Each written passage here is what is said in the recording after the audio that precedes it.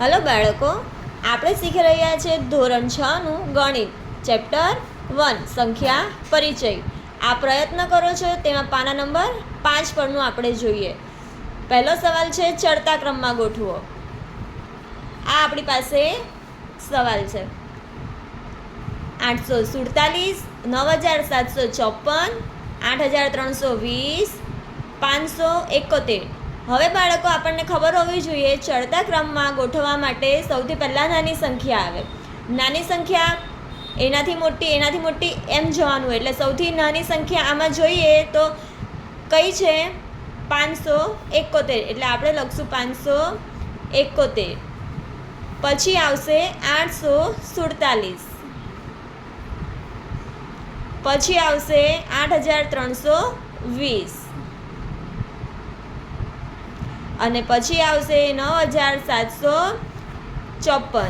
સૌથી નાની સંખ્યા પહેલાં આવે, પછી એનાથી મોટી સંખ્યા આવશે, પછી એનાથી મોટી આવશે ને પછી એનાથી મોટી આવશે. એના માટે આપણને સ્થાન કિંમત આવડી ખૂબ જરૂરી છે. સ્થાન કિંમત હિસાબે આપણે સંખ્યા નક્કી થશે. હવે આપણે બીજો પ્રશ્ન જોઈએ. આમાં સૌથી નાની સંખ્યા કઈ છે?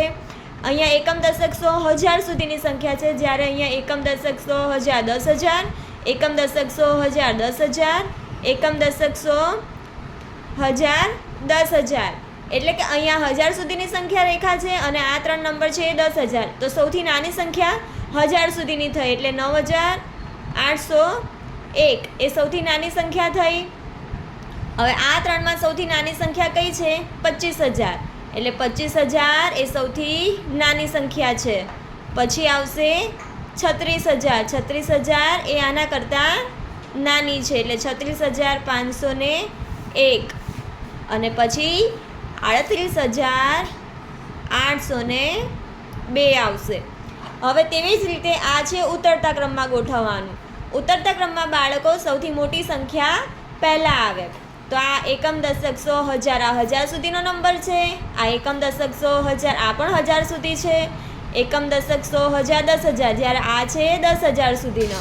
અને આ એકમ દશક સો અને 1000. તો આ સૌથી મોટી સંખ્યા કઈ થઈ? 10,000 સુધીની, એટલે 85,400. તો 85,400 સૌ પ્રથમ લખશું. પછી આપણી પાસે આ 3 નંબર છે, એ 3 1000 સુધીની છે. તેમાં જોઈએ તો સૌથી મોટી સંખ્યા કઈ છે? અહીંયા એકમ દશક સો હજાર, 1000માં 5 છે. અહીંયા એકમ દશક સો હજારમાં 7 છે. એકમ દશક સો હજારમાં 7 છે. તો આ 7 ને 7 બંને મોટી સંખ્યા થઈ 5 કરતાં. એટલે આપણે આ બેમાંથી નક્કી કરીએ કે કઈ મોટી સંખ્યા છે.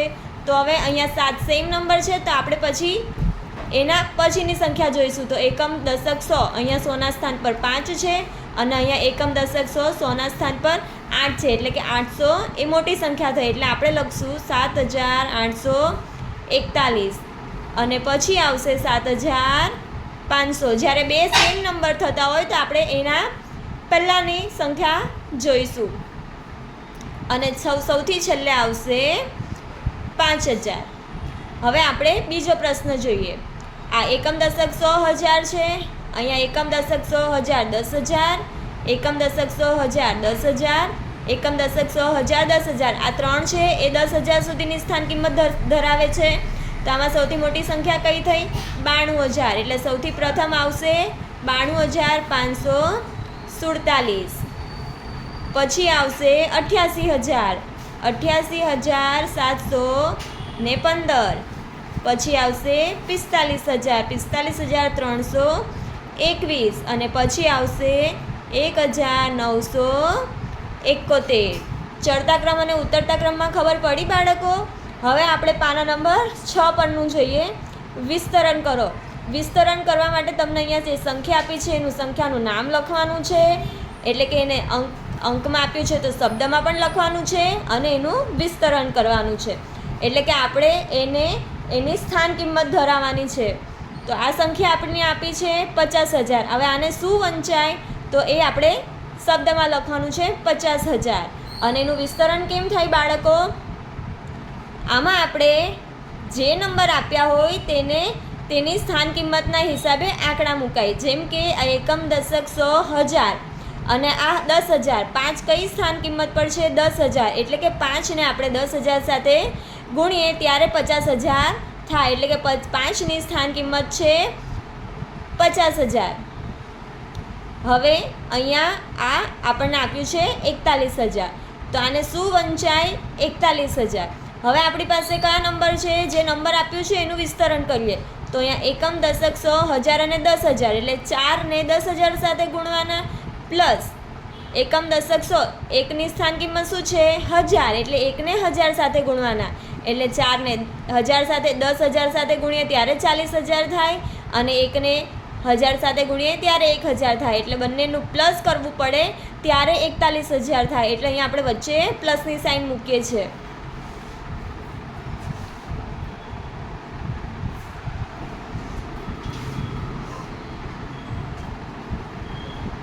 ₹47,300. આને શું રીત થાય છે? 47,300. હવે આપણે એમાં 4ની સ્થાન કિંમત, 7ની સ્થાન કિંમત, 3ની સ્થાન કિંમત શું છે એ નક્કી કરવી પડે. તો આપણે શું જોઈશું? એકમ, દશક, સો, હજાર, 10,000, એટલે કે 4ને 10,000 સાથે ગુણવાના, વચ્ચે શેની સાઇન આવશે? પ્લસની, તો પ્લસ મૂકવાનું. પછી 7ની સ્થાન કિંમત જોઈએ, એકમ, દશક, સો અને હજાર, તો 7ને 1000 સાથે ગુણવાના, પ્લસ વચ્ચે પ્લસની સાઇન જ આવે બાળકો, એટલું યાદ રાખવું. પછી એકમ, દશક, સો, 3ને કોની સાથે ગુણીએ ત્યારે 300 થાય? 100 સાથે. અને 0ની કોઈ પણ નંબર સાથે ગુણીએ તો 0 જ થાય, 0ની વેલ્યુ 0 જ આવે, એટલે મેં ખાલી 0 લખ્યું છે. પડી સમજ બાળકો? હવે આપણે આગળ જોઈએ. આ છે 57,630. આને શું વંચાય? 57,630. તો એને આપણે શબ્દમાં લખ્યું 57,630. હવે આપણે બધાની સ્થાન કિંમત જોઈએ. એકમ, દશક, સો, હજાર, 10,000. 5ની સ્થાન કિંમત શું થઈ? 5 એની સ્થાન કિંમત પર છે 10,000ની, એટલે 5 ગુણ્યા 10,000, વચ્ચે પ્લસની સાઇન આવે. હવે 7ની સ્થાન કિંમત જોઈએ. એકમ, દશક, સો, હજાર, એટલે 7ને 1000 સાથે ગુણવાના, વચ્ચે પ્લસની સાઇન. એકમ, દશક, સો, 6ને 100 સાથે ગુણ્યા, પ્લસ એકમ, દશક, 3ને 10 સાથે, પ્લસ 0, 0ને કોઈ પણ નંબર સાથે ગુણીએ તો જવાબ એનો 0 જ આવે. હું આવી રીતે પણ લખી શકું 0 ગુણ્યા 1, એટલે જવાબ 0 જ આવશે, એટલે મેં ખાલી 0 લખ્યું હતું.